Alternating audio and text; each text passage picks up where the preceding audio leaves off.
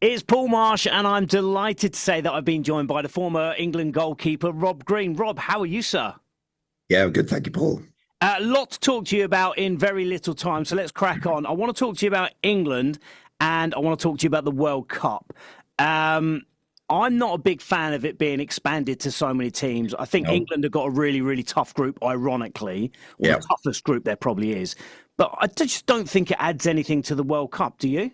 You're looking at a group stage, which is really hard to get knocked out of. First and foremost, you've got more chance of going through than not. What beats football is more football. And that's where FIFA have arrived at. That's what they've decided. Let's make it bigger. Let's make it better. The second one is debatable.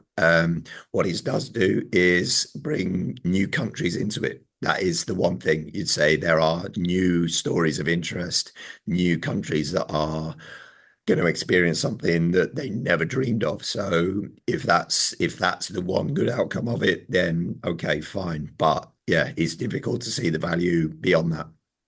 It boils down to football is just more and more and more about money, doesn't it? You know, Yeah. again, the fact that the World Cup is spread over Canada, America, Mexico, which is just a ginormous area, making it really exclusive for fans. Look, you think to fly to America to then travel around those three countries, that's going to cost you tens of thousands of pounds. Yeah, it's a trip of a lifetime, isn't it? And that's not in terms of the experience itself, just in terms of the cost. There's people who are going to save up for this and be paying for this for a long, long time.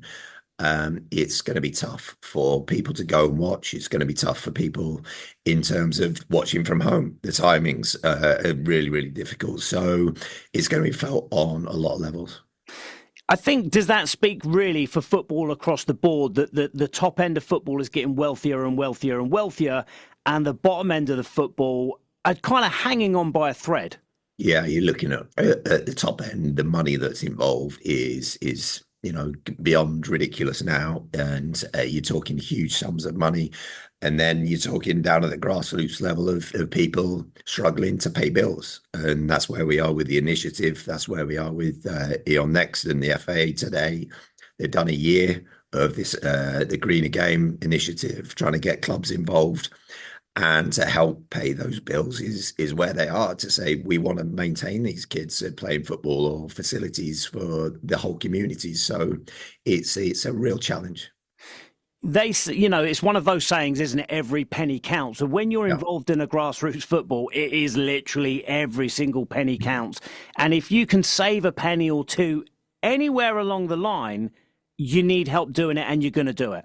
Yeah, and I think everyone loves to save money. There's not many people who would turn the opportunity down. It's just a case of signing up with Eon Next and saying, I want to get involved, signing up with the FA and saying, let's become accredited, or if you are accredited, just signing up. And I'm a Staveley Miners Welfare Football Club today. And they've been one of the four pilots clubs in this initiative who've saved thousands of pounds over the year. But there are over 200 other clubs in the country who've signed up so far. And so it can be something really, really small, like more efficient light bulbs or a more efficient way of running your clubhouse or your facilities. But then you go up to the other end with solar panels, more efficient floodlights. It can be helped in many, many different ways. It's funny, isn't it? Because we're all feeling the effects of the increase of prices at home, probably times that Yeah. by 100 at a local football club. And not only that, most local football clubs, obviously they have a game maybe once or twice a week, but then you've got the youth teams, then you've got the women's teams, and there may be a bar with functions and other bits and pieces like that. It's so much. Yeah, it's the hub, isn't it? It's the hub of a community, and it's the same people. It's the same people being hit who are being hit at home. You're being hit at the club. It's on a multi-pronged attack as the cost of living crisis, and you're going to pay your bills at home before you pay your club bills, and that's where people are right now. They just can't afford to find that extra bit of cash to help the clubs, and so this is where the FA and Eon Next are trying to make those changes to say, well, let's make it more efficient. Let's make you save money. Let's make you help everybody within the community to keep the clubs going, to keep the facilities going. And they've done that over a year. They're looking for another 4 more years. 1.5 million over 5 years is a substantial amount of money to put into clubs. And it's encouraging people to do that. It's encouraging them to get on board is key. Obviously, the Eon and the FA are doing their part. Do you think that because obviously Premier League clubs, they partner up with these teams all around the world, don't they? Do you think that they should be doing more in their local area, partnering up with some local grassroots football teams? I think what the FA have done over since I was a kid in stepping it up in terms of becoming more structured, more organised within communities has been fantastic. And you're seeing the rewards with the England team being better and better, is that more kids have been involved and they are being trained better, but it costs more.